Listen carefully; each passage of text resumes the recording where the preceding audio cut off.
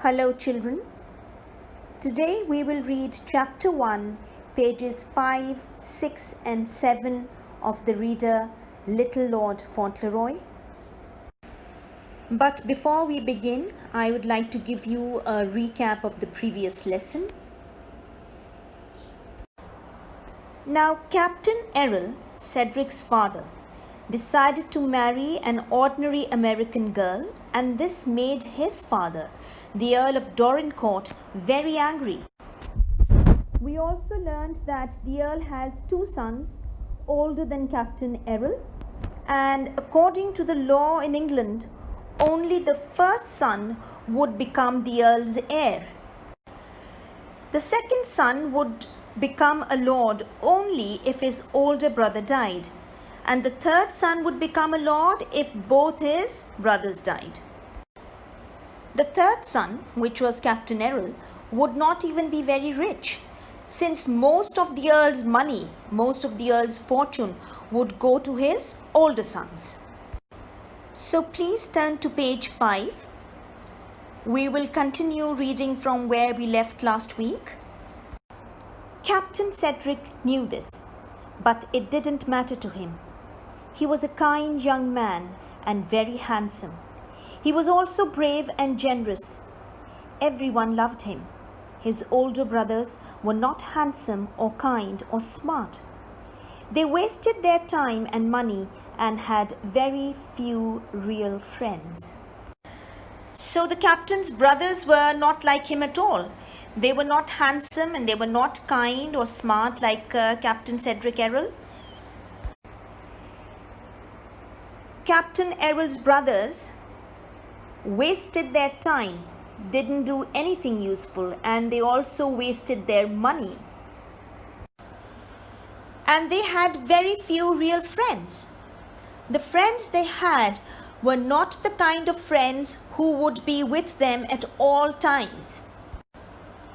They were just with them for their money. And Captain Errol was just the opposite of his brothers, because he was a kind person, he was handsome, he was brave, and he was generous. And generous is a person who is always ready to give out money to people and help people. So he was that kind of a person. He was just the opposite of his brothers. And because of his fine qualities, everyone who knew Captain Cedric Errol loved him. Now let's read on. The Earl's two older sons were a disappointment. They embarrassed him. His heirs were not an honor to his noble name. Now the Earl was disappointed in his two older sons. Why? Because they were not as good as they should have been, so he was disappointed in them. They embarrassed him. He was ashamed of them, the way they behaved. He was ashamed of them.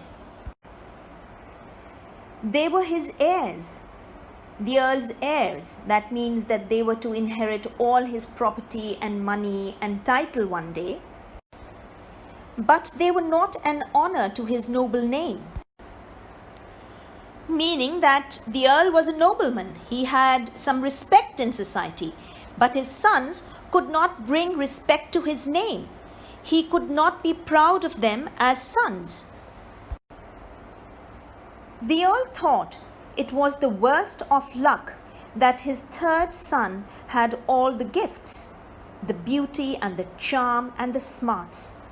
These should have gone to the son who would one day become Earl of Dorincourt.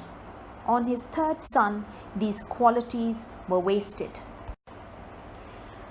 What this means is that Captain Errol was a handsome man, and his personality was very charming too. He had an attractive personality, and he was intelligent. All the qualities a lord or an earl should have. The Earl felt that on Captain Errol, these qualities were wasted because he knew that he would never be an earl. His other two sons should have had these qualities, but they didn't.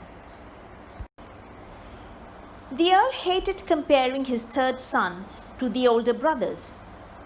His presence was a constant reminder of their failures.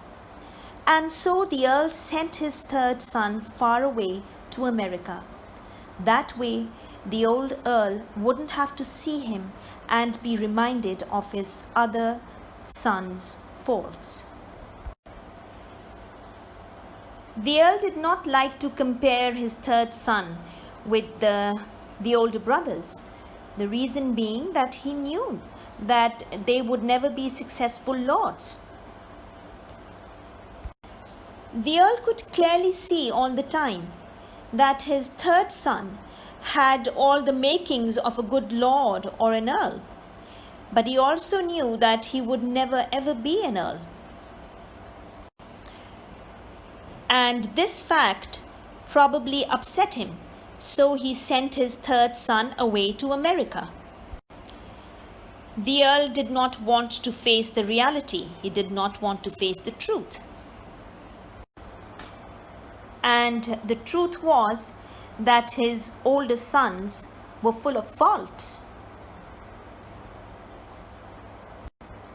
6 months passed, and the Earl became lonely. He didn't say it out loud, but he missed his youngest son. He wrote Captain Cedric a letter and asked him to come home. At the same time, Captain Cedric wrote his father a letter. He told him of the sweet, pretty American girl he wanted to marry. He asked his father for his blessings. But he didn't get it. When the Earl received the letter, he was furious, meaning he was very, very angry. For a whole hour, he raged around the castle like a tiger. He moved up and down in great anger.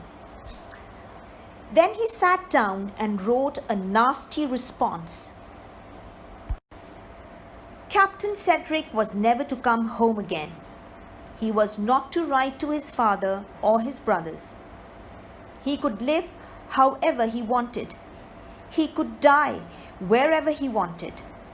He would be cut off from his family forever, and he would never get help from his father for as long as he lived. It says he would never get help from his father for as long as he lived, meaning he would not get any monetary help from his father in the form of money. He would never receive anything from his father for as long as he lived. All right, so children, we will stop here and we will continue reading from here next week. But before we end today's lesson, I would like you to answer a few questions for me. You don't have to write these down. You can make an audio or a video and send the answers to these questions. You can discuss them with your parents or your siblings. Question number 1 is, suggest 2 words that describe Captain Errol.